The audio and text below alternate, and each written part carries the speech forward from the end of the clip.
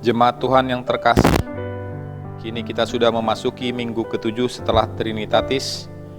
Kita bersyukur karena kita masih diberikan napas kehidupan, boleh beribadah pada minggu ini.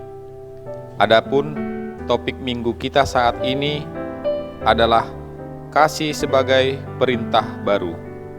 Karena itu, hendaklah kita hidup saling mengasihi seperti Tuhan Yesus yang telah terlebih dahulu mengasihi kita. Oleh karenanya, marilah kita menyatukan hati dan pikiran kita untuk memuji dan memuliakan Tuhan dalam ibadah kita saat ini. Dengan bersaat teduh sejenak, kita berdoa.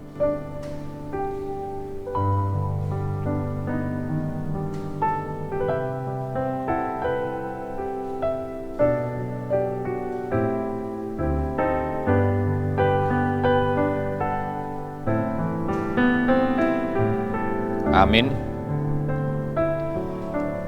Kita bernyanyi memuji Tuhan dari buku ND nomor 569 ayat yang pertama dan ketiga. Di ayat ketiga, jemaat bangkit berdiri.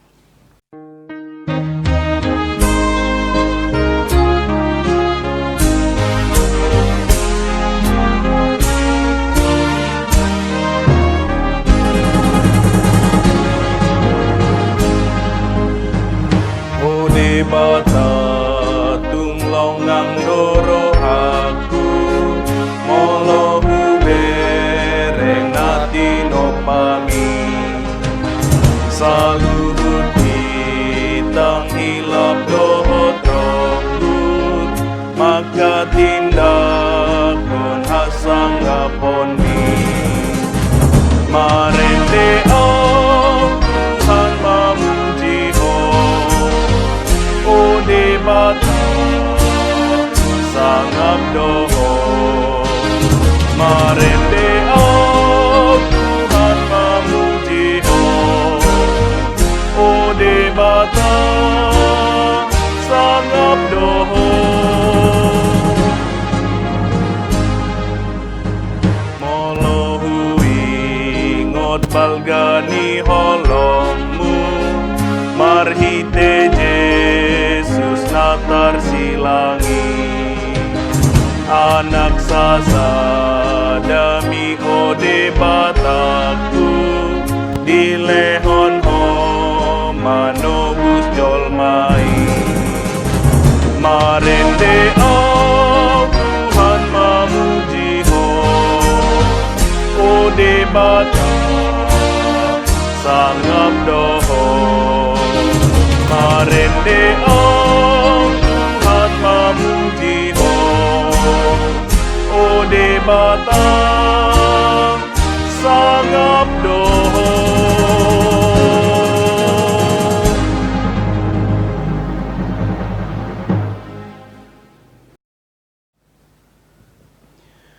Di dalam nama Allah Bapa dan nama anaknya Tuhan Yesus Kristus dan nama Roh Kudus yang menciptakan langit dan bumi. Amin. Allah lah yang telah mengasihi kita dan yang telah mengutus anaknya sebagai pendamaian bagi dosa-dosa kita.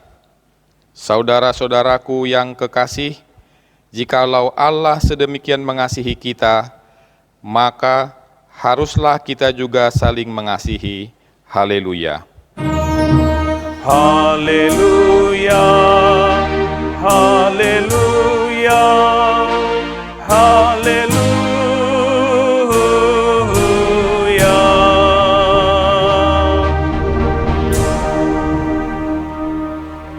Marilah kita berdoa. Ya Tuhan Allah yang Maha Kuasa, berikanlah bagi kami iman yang benar, yang tumbuh dan kuat. Berikanlah bagi kami kasih yang setia mencintai Tuhan dan manusia. Berikanlah bagi kami pengharapan yang hidup, supaya kami bersukacita melakukan kehendak-Mu. Dengarkanlah doa kami ini di dalam nama anak-Mu Tuhan Yesus Kristus Tuhan kami. Amin. Jemaat duduk kembali. Kita bernyanyi memuji Tuhan dari buku ND nomor 123 ayat yang pertama dan yang ketiga.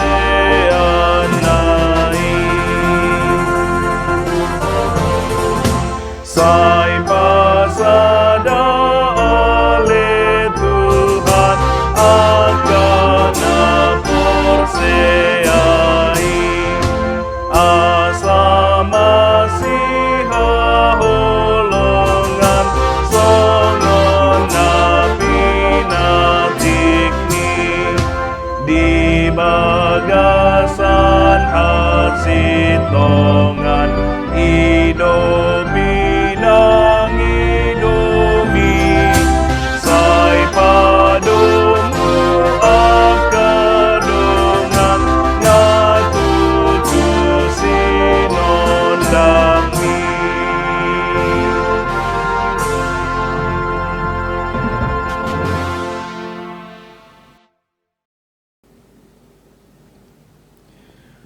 Hukum Tuhan yang ditetapkan untuk kita pada minggu ke-7 setelah Trinitatis ini tertulis dalam Matius 22 ayat yang ke-37 sampai yang ke-40. Jawab Yesus kepadanya, "Kasihilah Tuhan Allahmu dengan segenap hatimu dan dengan segenap jiwamu dan dengan segenap akal budimu. Itulah hukum yang terutama dan yang pertama. Dan hukum yang kedua yang sama dengan itu ialah, kasihilah sesamamu manusia seperti dirimu sendiri. Pada kedua hukum inilah tergantung seluruh hukum Taurat dan kitab para nabi." Demikian firman Tuhan. Marilah kita bersama-sama memohon kekuatan dari Tuhan kita. Ya Tuhan Allah, kuatkanlah kami untuk melakukan yang sesuai dengan hukum-Mu. Amin. Kita bernyanyi memuji Tuhan dari buku ND nomor 177, ayat yang pertama dan keempat. Di ayat yang keempat, jemaat bangkit berdiri.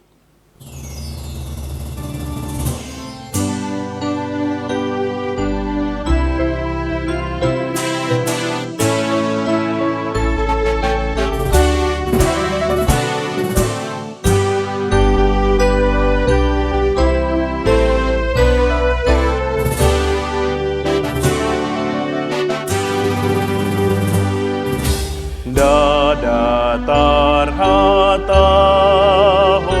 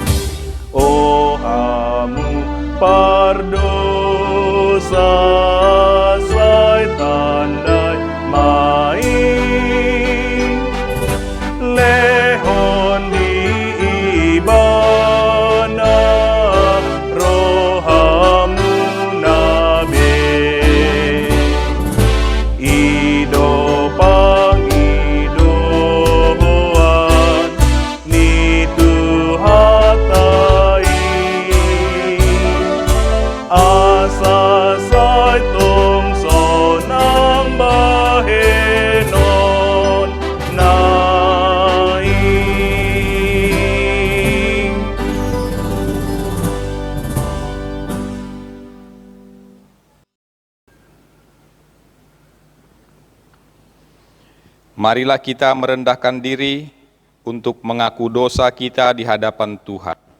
Kita berdoa. Ya Tuhan Bapa yang Maha Kasih, kami berkumpul bersama-sama berdoa padamu, bukan karena kebenaran kami, melainkan hanyalah karena belas kasihan-Mu yang besar. Kasihanilah dan ampunilah segala dosa dan kesalahan kami. Bangunkanlah hati dan jiwa kami, supaya kami dapat meninggalkan segala perbuatan kami yang jahat, dan kami beroleh hidup yang baru di dalam Yesus Kristus Tuhan kami. Amin. Marilah kita berdoa dalam hati kita masing-masing.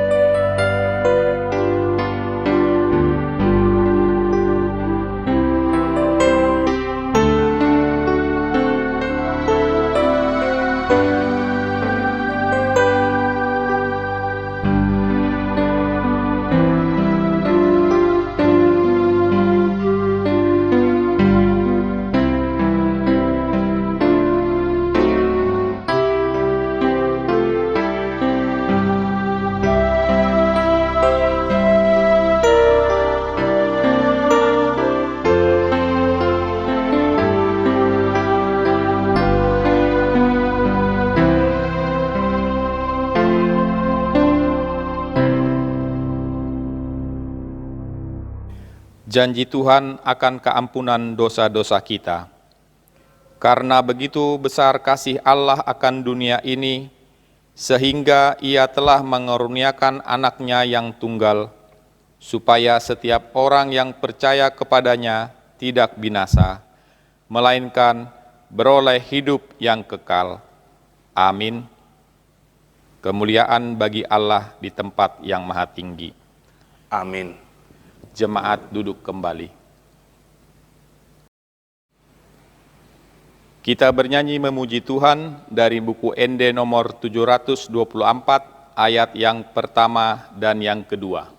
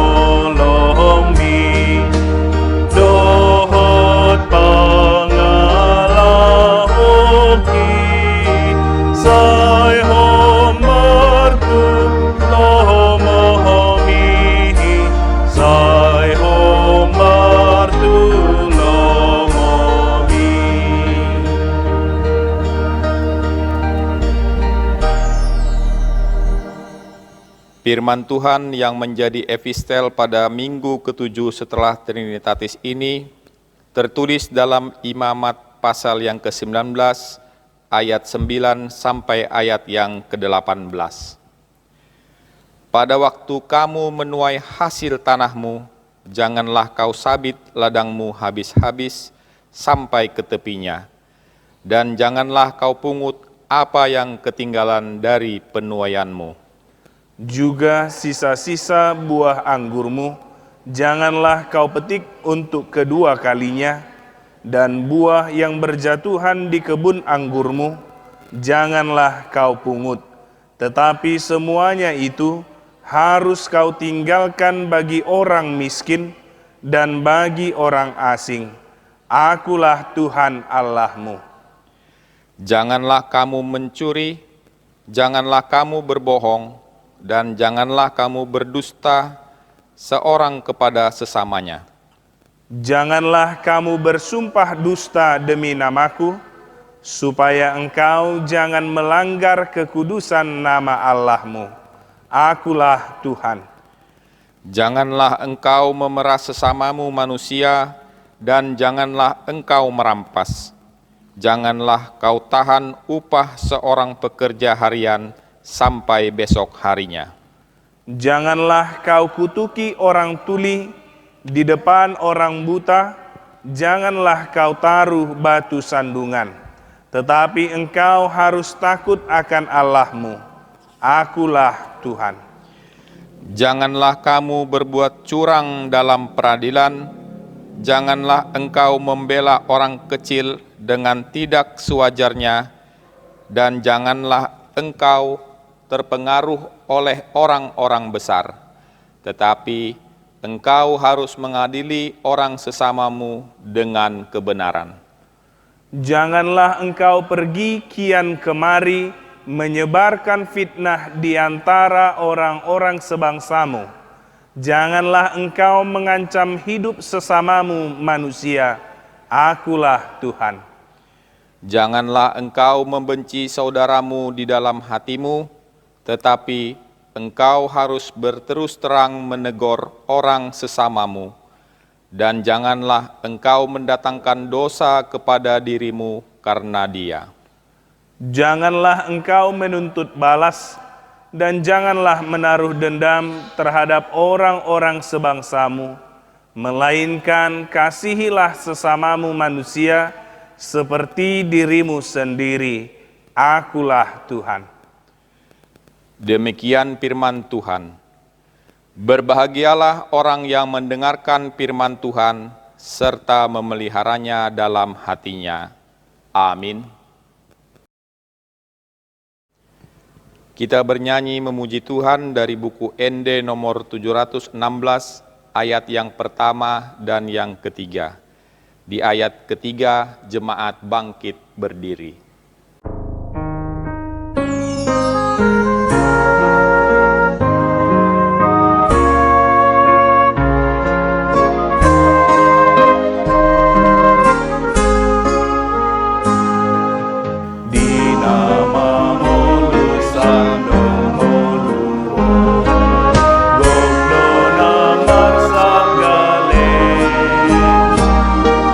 Boan sinondang tuna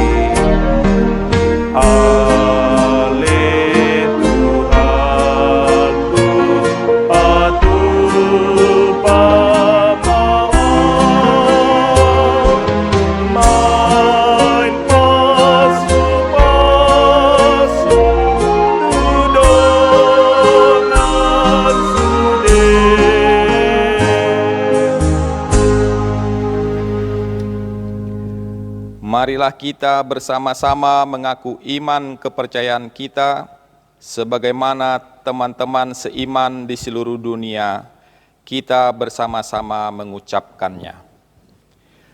Aku percaya kepada Allah, Bapa yang Maha Kuasa, Khalik langit dan bumi.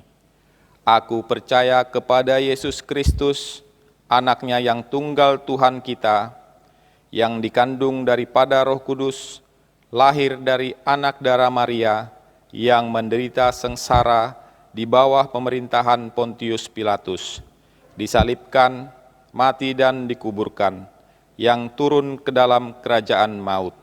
Pada hari yang ketiga, bangkit pula dari antara orang mati, naik ke surga, duduk di sebelah kanan Allah, Bapa yang Maha Kuasa. Dari sana akan datang kelak untuk menghakimi orang yang hidup dan yang mati. Aku percaya kepada Roh Kudus dan adanya satu gereja yang kudus, persekutuan orang kudus, pengampunan dosa, kebangkitan daging, dan hidup yang kekal. Amin. Jemaat dipersilahkan duduk kembali.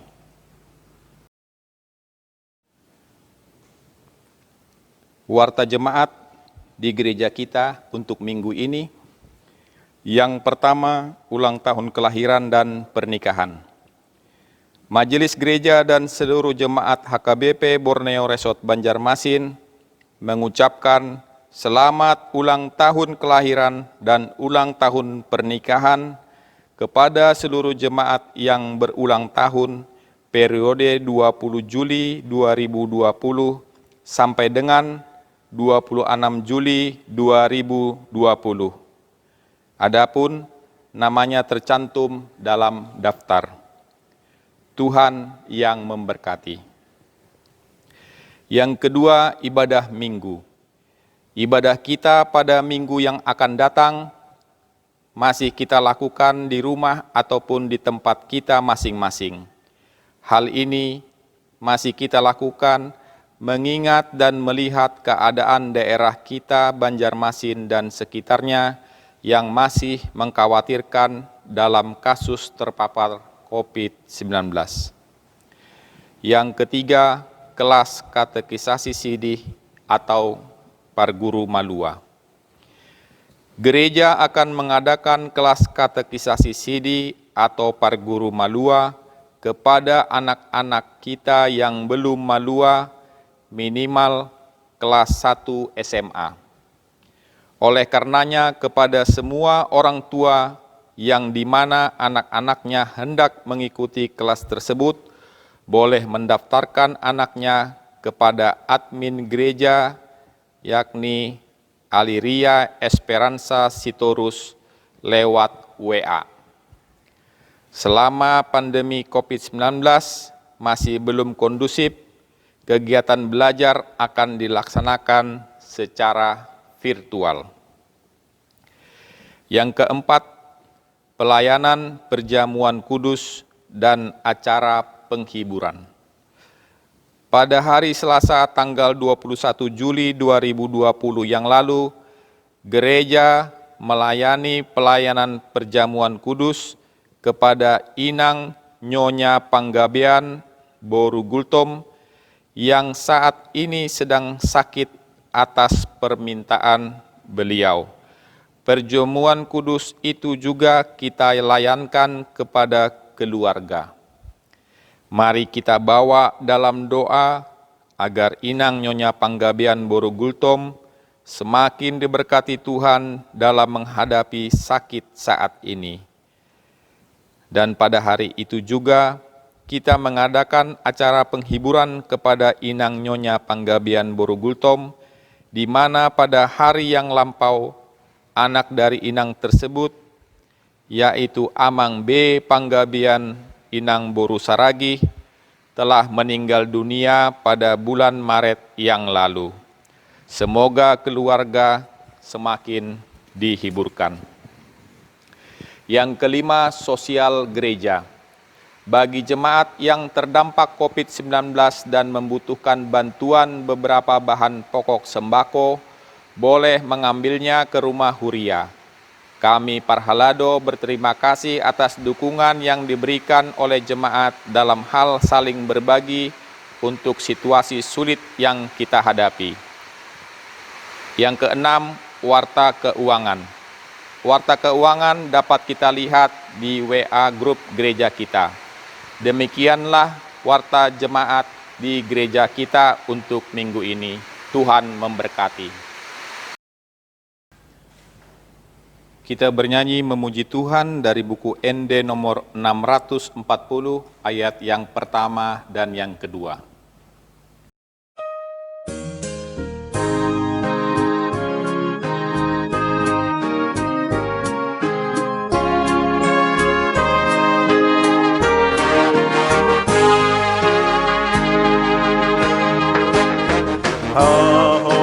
Haholongon siang ginjang lasni rohana oti tupani asini roha sai bongom di rohaki Yesus nagok asih roha doon haholongoni bain malua bain martua hamina tahulani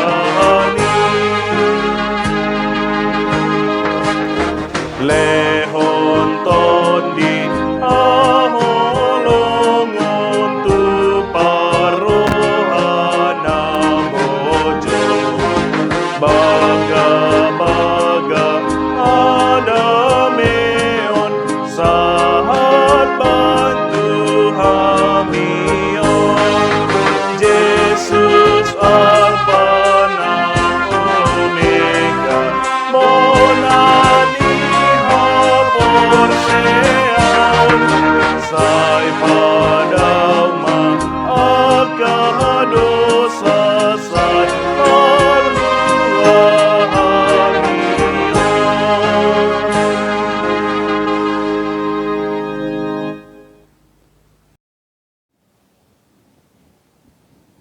Kita berdoa.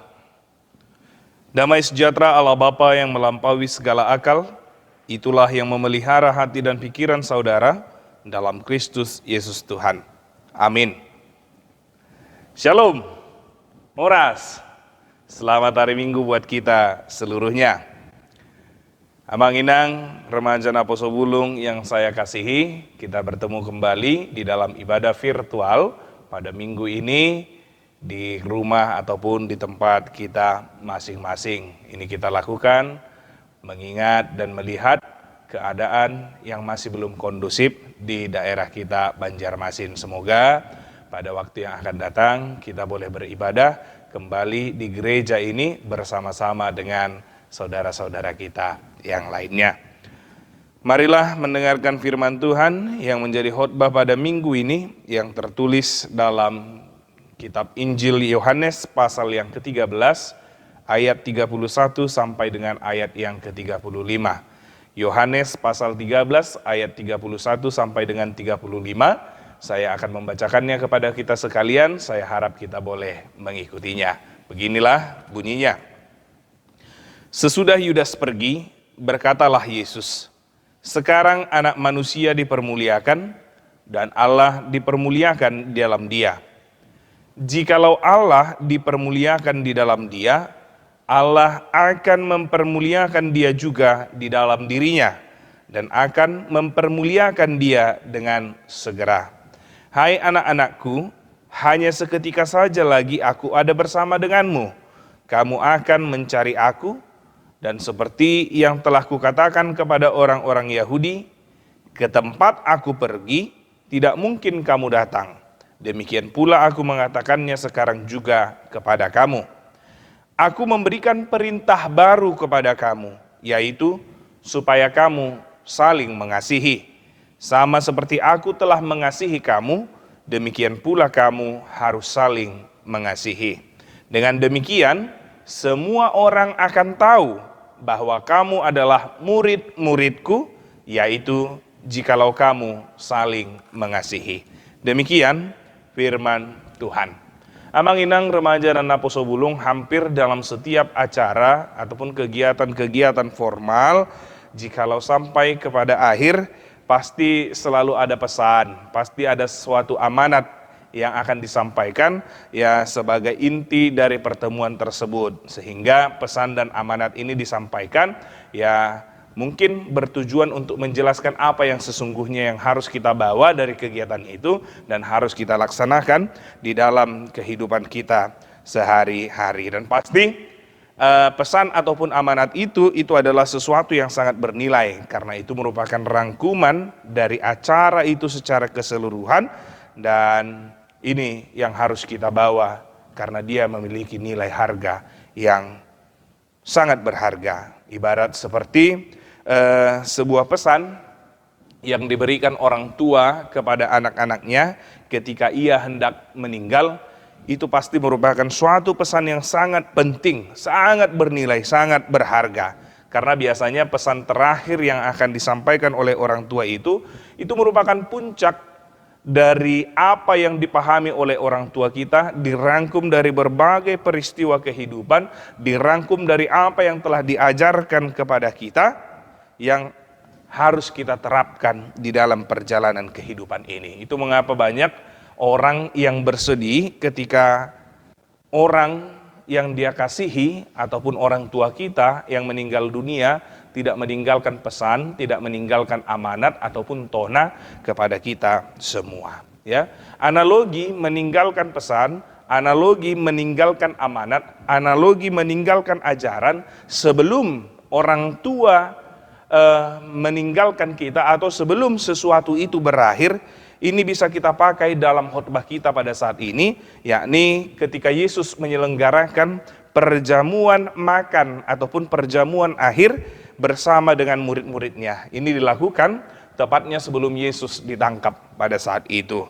Nah, tidak lama lagi mereka akan kehilangan, ya. Tidak lama lagi mereka akan kehilangan guru sekaligus Tuhan yang sangat mereka kasihi, yang membimbing mengajari mereka di dalam kebersamaan mereka bersama dengan Tuhan Yesus. Dalam perjamuan akhir itu, Yesus memberikan pesan penguatan. Ya, ini tadi seperti puncak dari rangkuman apa yang telah diajarkan kepada murid-muridnya, apa yang telah diajarkan kepada orang banyak, apa yang hendak diajarkan kepada setiap orang yang percaya, yang harus dihidupi, yang harus dilaksanakan, yang harus dilakukan, yang memiliki nilai yang sangat berharga, yang memiliki nilai sangat-sangat bernilai, yaitu satu perintah untuk hidup saling mengasihi.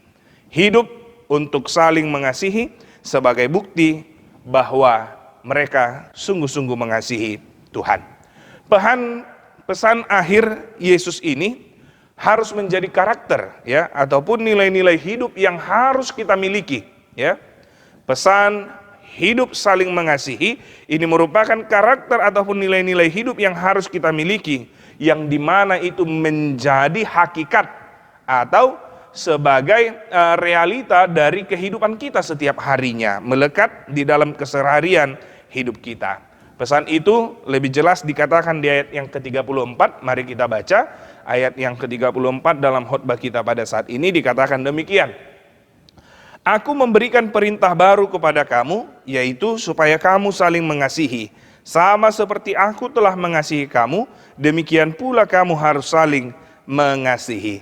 Kasih menjadi perintah baru bagi murid-murid Yesus, sekaligus juga menjadi perintah bagi setiap orang yang percaya, baik itu saya, baik itu Amang Inang Remaja dan Naposo Bulung, baik kepada siapa yang percaya kepada Kristus Yesus adalah Tuhan.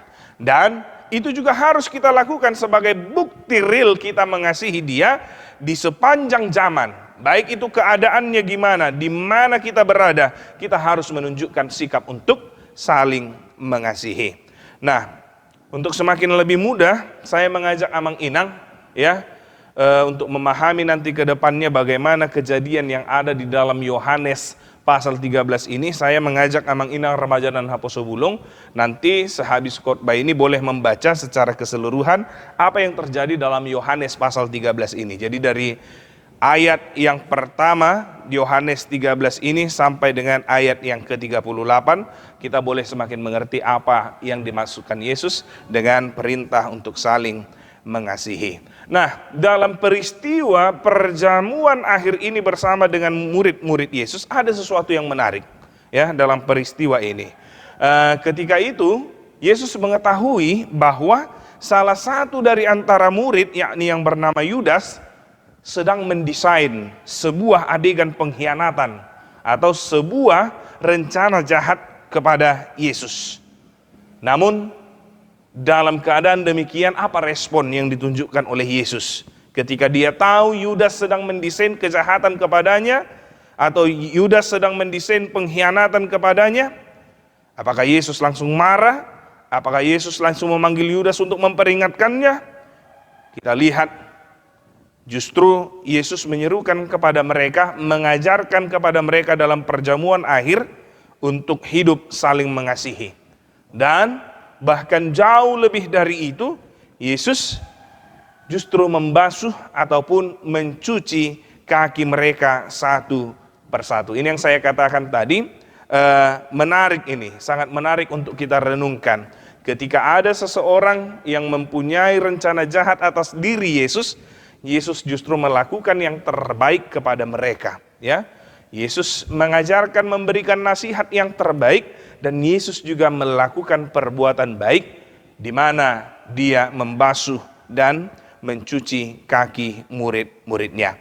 Nah, kalau kita tarik sekarang amang-inang kepada diri kita, ya, diri kita kepada saya, ya kepada diri kita masing-masing lah. Coba kita bayangkan amang-inang, atau coba kita ingat apa yang kita lakukan, ya, apa respon kita ketika kita tahu ada seseorang merencanakan sesuatu yang jahat atas hidup kita, atau mungkin kedapatanlah dia melakukan sesuatu yang tidak baik kepada kita. Wah, bisa saja ya kita membabi buta untuk menyerang dia. Ya kalau saya dibuat seperti itu, bisa-bisa saya tempeleng kan. Ya itu kalau dari segi kemanusiaan kita ya. Pasti kita semua emosi dengan apa yang boleh terjadi ketika seseorang merencanakan yang jahat atas kita. Apalagi itu sangat membahayakan kan, menjual diri Yesus, bahkan dia harus diadili, disiksa dan mati untuk itu. Ya, ini sangat berbahaya. Diburuk-burukkan aja kita, difitnah aja kita, wah jangan coba kan. Pasti kita langsung reaksi ya untuk aksi yang dibuat oleh orang itu, bahkan emosional yang kita tunjukkan bisa membahayakan juga kepada orang yang akan berbuat jahat itu kepada kita. Tapi kita lihat di sini sesuatu yang menarik, ketika Yesus dibuat sesuatu yang jahat, justru dia semakin mengingatkan bagaimana harus berbuat kasih ya. Dia tidak menghajar Yudas langsung, dia tidak langsung memarahi Yesus, tidak memarahi Yudas, tetapi justru sebaliknya. Ya, justru sebaliknya dari apa yang mungkin yang akan kita lakukan ketika seseorang punya rencana jahat atas kita. Yesus mengajarkan tentang kasih. Dan yang paling menariknya, Yesus membasuh atau mencuci kaki mereka. Nah, amang-inang remaja dan naposo bulung, tradisi membasuh kaki, mencuci kaki, memang ini adalah suatu tradisi yang biasa dilakukan oleh orang Israel, yakni ketika mereka hendak mengikuti suatu pertemuan, mereka berjalan dari rumah mereka masing-masing, hendak masuk ke dalam suatu ruangan itu, baik ketika acara formal lainnya, baik acara ibadah, mereka membasuh kaki. Dan yang membasuh kaki ini bukan mereka sendiri, apalagi kaum bangsawan, bukan. Tetapi yang membasuh kaki ini adalah orang yang dinamakan budak. Jadi mereka lah yang membasuh kaki, mencuci kaki, lalu membiarkan mereka masuk ke dalam ruangan itu. Nah, dengan kata lain, yang dilakukan oleh Yesus pada saat ini adalah sama, boleh kita katakan seperti seorang budak, mengambil kerendahan diri, mengambil rupa yang hina, menunjukkan kerendahan hati, bukan membalaskan sesuatu yang jahat kepada orang yang berbuat jahat kepadanya. Justru dia memakai untuk mengajarkan mereka perbuatan kasih dengan bentuk pengorbanan dan merendahkan hati mereka. Dengan kata lain, di tengah rencana jahat Yudas kepada Yesus, Yesus melakukan yang terbaik kepada Yudas dan juga kepada yang lainnya. Membasuh kaki ini merupakan cara Yesus mau mengajarkan kepada mereka bahwa hidup saling mengasihi dapat dilakukan hanya melalui sikap rela berkorban dan juga memiliki sikap yang rendah hati. Dan itu jugalah setara apa yang digambarkan oleh Rasul Paulus tentang diri Yesus di dalam Filipi 2 ayat 1 sampai 11. Boleh kita baca, Amang Inang, Filipi 2 ayat 1 sampai 11. Namun saya ringkaskan dari ayat 5 dikatakan seperti ini. Yang berbicara tentang apa yang terjadi dalam diri ataupun hidup Yesus, ya. Siapa itu Yesus dalam Filipi ini? Yang merupakan rupa Allah, tetapi tidak menganggap kesetaraan Allah itu sebagai milik yang harus dipertahankan, melainkan telah mengosongkan dirinya sendiri dan mengambil rupa seorang hamba dan menjadi sama dengan manusia. Dan dalam keadaan sebagai manusia ia telah merendahkan dirinya dan taat sampai mati, bahkan sampai mati di kayu salib. Itulah sebabnya Allah sangat meninggikan dia dan mengaruniakan kepadanya nama di atas segala nama, supaya dalam nama Yesus bertekuk lutut segala yang ada di langit dan yang ada di atas bumi dan yang ada di bawah bumi, dan segala lidah mengaku Yesus Kristus adalah Tuhan, bagi kemuliaan Allah Bapa. Inilah kerendahan hati, pengorbanan yang ditunjukkan oleh Yesus. Inilah salah satu teladan yang ditunjukkan kepada murid-muridnya, dan itu dalam rangka mengajarkan kepada mereka untuk saling mengasihi meskipun seseorang itu merencanakan perbuatan jahat kepada dirinya. Dan ini senada, Amang Inang, dengan nas khotbah kita, yakni Yohanes 13 ayat 31-32, bagaimana Yesus membicarakan tentang apa yang akan terjadi dalam dirinya, apa yang akan terjadi dalam hidupnya. Seorang anak manusia itu, dikatakan tadi di ayat 31, seorang anak manusia itu dipermuliakan dan Allah dipermuliakan di dalam dia. Jikalau Allah dipermuliakan di dalam dia, Allah akan mempermuliakan dia juga di dalam dirinya, dan akan mempermuliakan dia dengan segera. Jadi dari sini boleh kita lihat kerendahan hati dan pengorbanan sebagai bentuk kasih. Inilah yang membuat seseorang itu dapat dikatakan sebagai seorang yang mulia. Sama seperti Yesus yang dapat dikatakan dia mengambil rupa yang hina dan melakukan yang terbaik sehingga dia dipermuliakan Tuhan di dalam kehidupannya.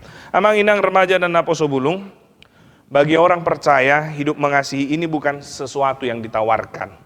Artinya ya sebagai orang yang percaya, sebagai orang Kristen, ya kasih ini ya boleh kita terima atau boleh kita laksanakan atau boleh juga kita tolak, ya, bukan sesuatu yang ditawarkan. Mengasihi juga bukan merupakan suatu ajakan, ayo mengasihilah kita, bukan seperti itu.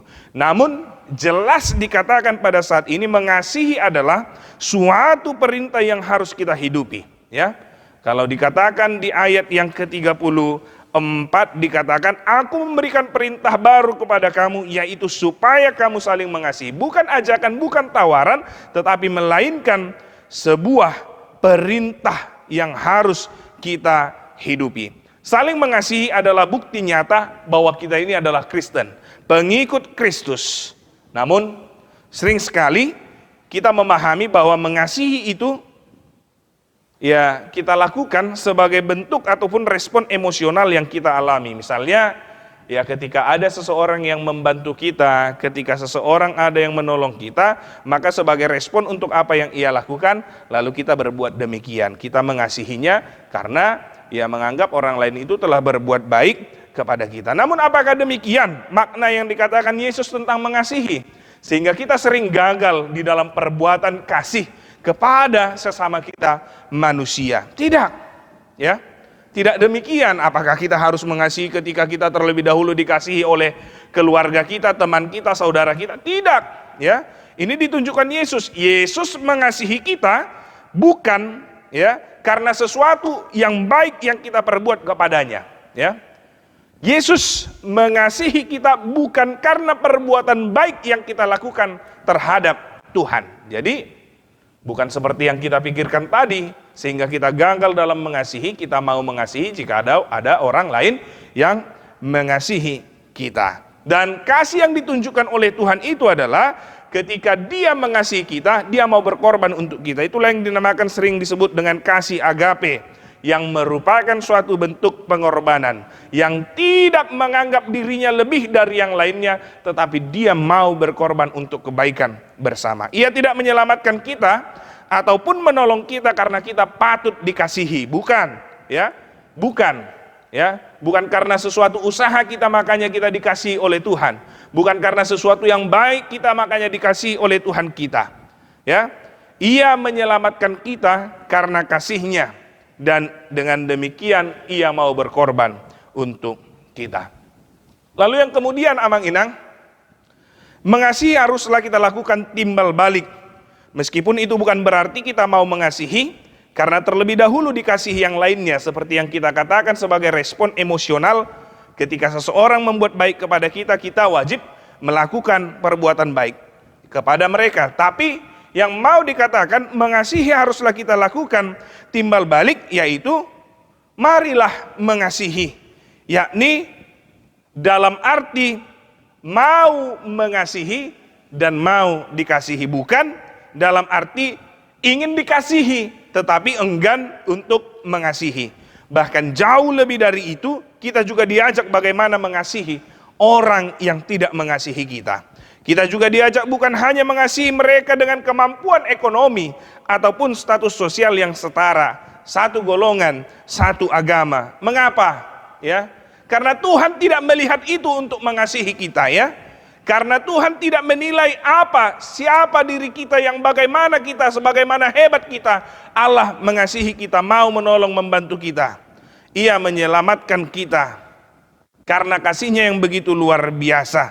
Karena itu kita harus mengasihi, sebab Allah telah terlebih dahulu menunjukkan kasih-Nya yang luar biasa, yang bahkan tidak dapat kita nilai di dalam kehidupan kita.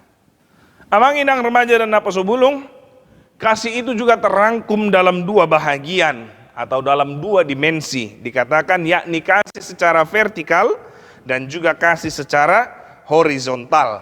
Kasih vertikal yaitu kasih kepada Tuhan harus diwujud nyatakan dalam bentuk kasih horizontal, yaitu kasih kepada sesama manusia. Mengasihi Tuhan tanpa mengasihi sesama manusia pada dasarnya itu adalah kebohongan. Mari kita buka 1 Yohanes 4 ayat 20. 1 Yohanes pasal 4 ayat 20. Kita buka Alkitab kita, Amang Inang. Dikatakan demikian di situ. Jikalau seorang berkata, aku mengasihi Allah dan ia membenci saudaranya, maka ia adalah pendusta. Karena barang siapa tidak mengasihi saudaranya yang dilihatnya, tidak mungkin mengasihi Allah yang tidak dilihatnya. Dan gitu juga sebaliknya, ya. Mengasihi sesama tanpa mengasihi Tuhan itu hanyalah kemanusiaan yang biasa saja. Karena hanya orang yang hidup di dalam Allah, mereka hidup di dalam kasih. Atau sebaliknya, orang yang hidup di dalam kasih, merekalah orang-orang yang hidup di dalam Allah. Jadi itu harus sejalan dua dimensi itu. Mengasihi Tuhan diwujud nyatakan dengan mengasihi sesama manusia. Mengasihi sesama manusia itu dapat dia lakukan karena ia hidupnya berada di dalam Tuhan. Jadi itu harus seimbang, dan itu sama dengan apa yang dikatakan dalam hukum Taurat, dalam kebaktian kita tadi, dalam acara kita dari Matius 22 ayat 37 sampai dengan 40. Ketika seseorang bertanya, guru, apakah hukum yang pertama dan terutama? Yesus mengatakan, kasihilah Tuhan Allahmu dengan segenap hatimu, segenap akalmu, segenap budimu. Tetapi sama dengan yang kedua ini adalah kasihi sesamamu manusia seperti engkau mengasihi dirimu sendiri. Dengan kasih, kita dimampukan untuk menerima sesama kita dalam segala kekurangan dan kelebihannya. Artinya, kita memiliki tenggang rasa dengan orang-orang yang berdosa, orang yang melakukan kesalahan. Tapi bukan berarti kita menerima kesalahannya, bukan berarti kita menerima apa itu yang menjadi dosanya. Tetapi dengan kesalahan dan kekurangannya, kita tegur dia supaya tidak terjatuh di dalam perbuatan yang salah. Pernah Manginang dalam PA Remaja dan Napa Subulung, yang kita lakukan sama anak-anak kita pada Sabtu yang lalu, dikatakan seperti ini. Ada seorang naposo yang bertanya kepada kami, yang kami diskusikan pada saat itu, dikatakan, bagaimana harusnya sikap kita sebagai orang Kristen terhadap orang-orang yang masuk di dalam ruang lingkup LGBT. Tahu LGBT Amang Inang ya? Lesbian, gay, biseksual, ataupun transgender ya. Bagaimana sikap kita? Mereka itu kan ya sudah melakukan kesalahan. Apa yang harus kita lakukan untuk itu?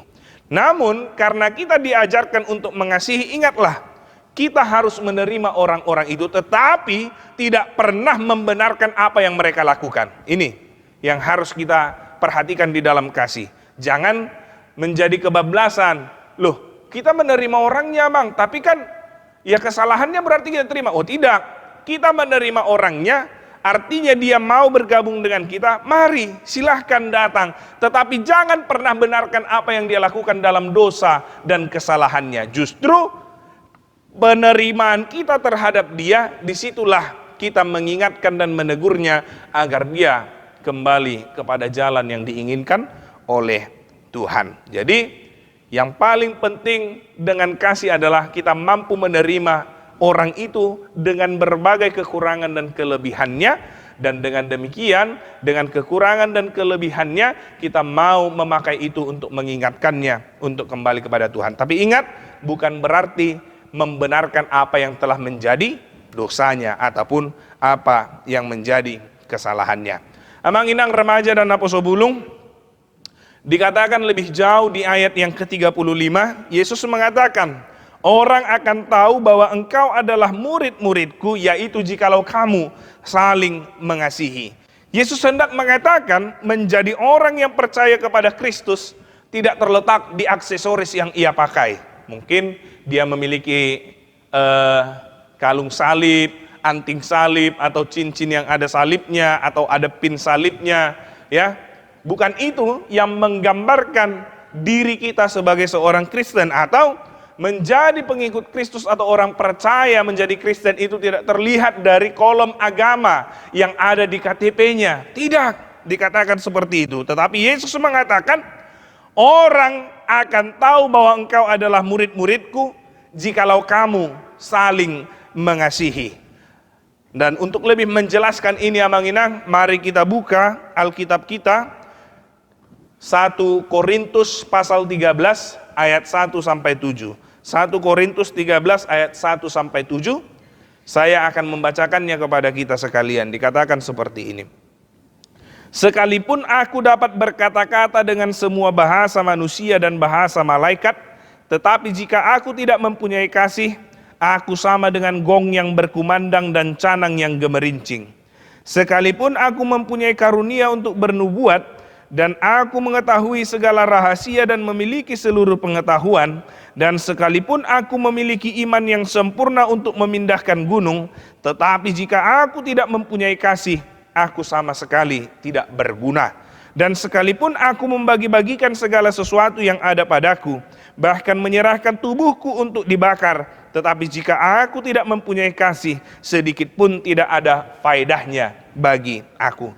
Kasih itu sabar, kasih itu murah hati, ia tidak cemburu, ia tidak memegahkan diri dan tidak sombong, ia tidak melakukan yang tidak sopan dan tidak mencari keuntungan diri sendiri, ia tidak pemarah dan tidak menyimpan kesalahan orang lain, ia tidak bersukacita karena ketidakadilan tetapi karena kebenaran, ia menutupi segala sesuatu, percaya segala sesuatu, mengharapkan segala sesuatu, sabar menanggung segala sesuatu. Nanti boleh kita baca di ayat yang ke-13, lebih jelas dikatakan, demikianlah tinggal ketiga hal ini, yaitu iman, pengharapan, dan kasih.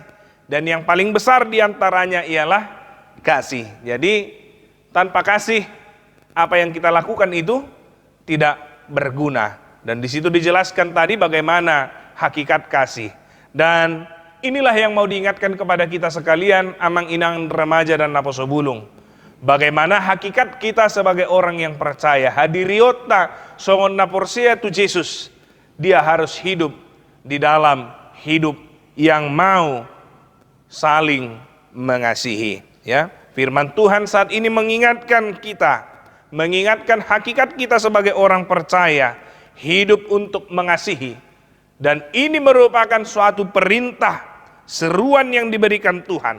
Dan ingatlah, kita harus mengasihi karena telah terlebih dahulu dikasihi oleh Tuhan, ya. Jadi jangan engkau mengasihi sesamamu manusia karena engkau ya ditolong, dibuat baik dari yang dibuat temanmu, lalu engkau mau mengasihi dia. Bukan. Tetapi ingatlah, kita harus berbuat kasih, berbuat baik kepada Tuhan, karena memang Tuhan telah terlebih dahulu mengasihi kita dengan pengorbanan ataupun perbuatan baik yang Ia lakukan. Dengan demikian, marilah mengasihi sesama kita, mengasihi yang ada di sekeliling kita, karena kita telah merasakan kasih Kristus yang begitu luar biasa di dalam kehidupan kita. Dan ingatlah, jangan engkau mau mengasihi atas respon emosional dari apa yang diperbuat orang lain kepada kita, tapi marilah mengasihi dengan mengingat Tuhan mengasihi kita terlebih dahulu dengan luar biasa di dalam kehidupan kita. Mari berbuat kasih, mari saling mengasihi, mari mengasihi sesama kita siapapun itu, bagaimanapun kekurangan dan kelebihannya, terimalah dia. Sebagaimana penerimaan Yesus terhadap kita, yang begitu mengasihi kita dan mau berkorban untuk kita. Semoga Tuhan memberkati kita sekalian. Amin. Kita berdoa. Terima kasih Tuhan buat firman-Mu pada saat ini yang mengingatkan kami sebagai orang Kristen, orang yang percaya kepadamu, harus hidup di dalam hidup yang saling mengasihi siapapun itu ya Tuhan.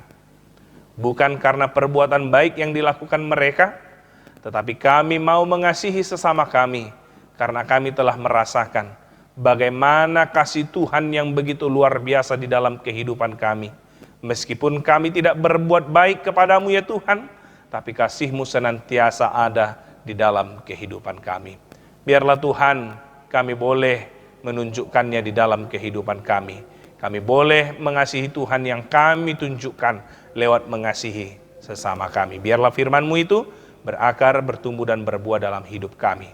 Berkati seluruh jemaat-Mu yang saat ini sedang beribadah, anak-anak yang kecil sampai kepada orang tua kami. Jemaat-Mu Tuhan dalam keadaan sehat, dalam keadaan sakit, dalam keadaan bersuka cita, dalam keadaan berduka cita. Kepadamu kami serahkan Tuhan. Bahkan dengan apa yang boleh mereka hadapi saat ini, apa yang boleh mereka pergumulkan saat ini, kami yakin dan percaya penyertaan Tuhan dengan penuh kasih ada bersama dengan kami. Dan biarlah kami Tuhan boleh menjalani kehidupan ini seturut dengan kehendak Tuhan. Ampuni kami dari akan kesalahan yang kami perbuat. Kami layak disebut sebagai anak-anak Tuhan, dan kami juga layak disebut sebagai orang-orang yang telah mendapatkan kasih Tuhan, dan kami mau mengasihi orang yang lainnya. Berkati juga negara kami, daerah kami, terlebih dari pandemi COVID-19 yang saat ini masih kami hadapi Tuhan, bahkan lebih lagi luar biasa terjadi sampai saat ini. Kepadamu kami serahkan Tuhan, biar Tuhan yang boleh memberikan hikmat kebijaksanaan sehingga memampukan para pemerintah daerah, baik juga para pelayan-pelayan garda terdepan di dalam pelayanan karena COVID ini, semua boleh bersatu padu untuk keadaan yang lebih baik ke depannya. Terima kasih Tuhan, kami serahkan hidup kami hanya ke dalam tangan pengasihan-Mu. Dalam Kristus Yesus kami berdoa. Amin. Kita bernyanyi dari buku Wende nomor 650, ayat 1, 4, dan ayat 8 sambil mengumpulkan persembahan.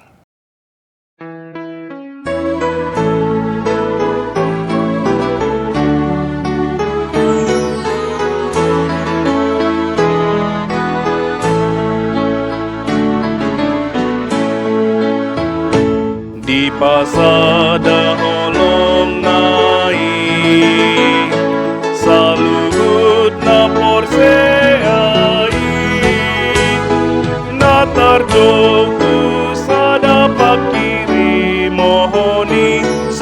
ton daging di Kristusi.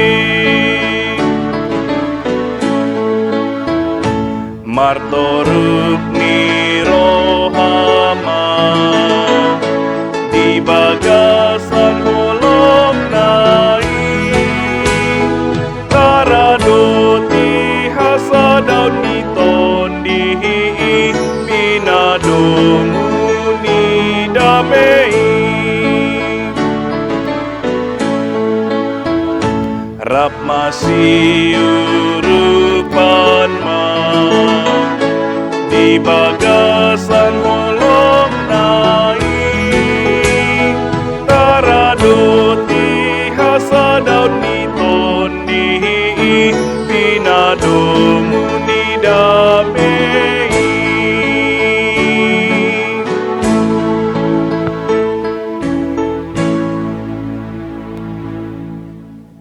Marilah kita berdoa untuk menyerahkan persembahan kita kepada Tuhan.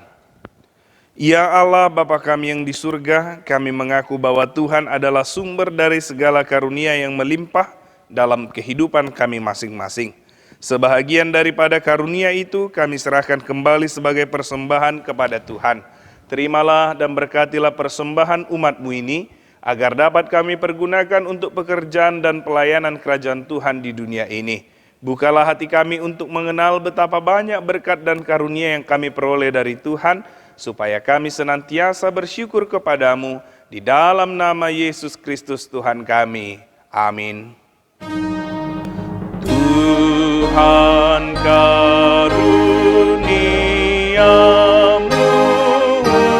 roh dan jiwaku semua, nyawa juga harta milikku semua, ku serahkan padamu untuk selama-lamanya.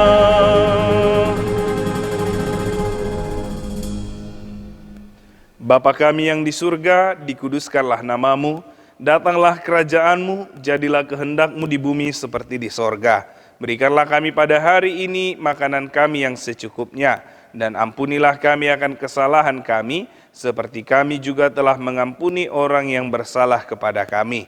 Dan janganlah membawa kami ke dalam pencobaan, tetapi lepaskanlah kami daripada yang jahat. Karena Engkau punya kerajaan dan kekuasaan dan kemuliaan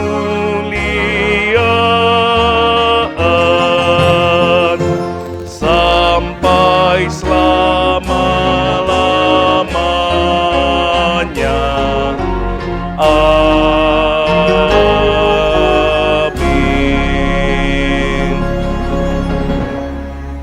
Terimalah berkat dari Tuhan kita.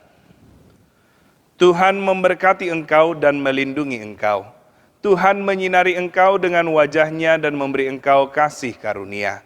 Tuhan menghadapkan wajah-Nya kepadamu dan memberi engkau damai sejahtera. Amin. Amin. Amin. Amin.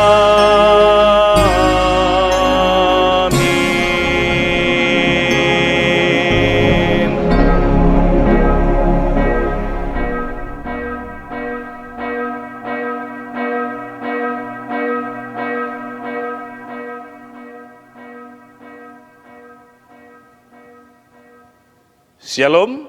Selamat hari Minggu buat kita sekalian. Saya berharap kepada kita sekalian, Amang, Inang, remaja Naposo Bulung, dan anak-anak kami sekolah minggu, tetap dijagai dan disertai Tuhan di dalam apa yang boleh kita lakukan sepanjang minggu ini. Tuhanlah yang beserta dengan kita, dan Tuhanlah yang senantiasa memberkati kita. Horas!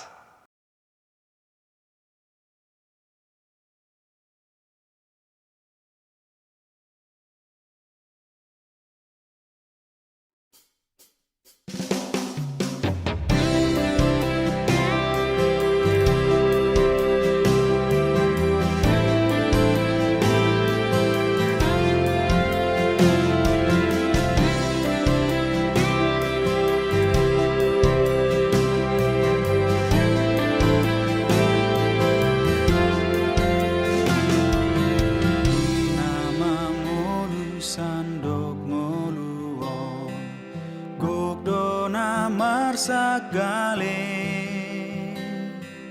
boan sinondang tuna holomi asa margogo muse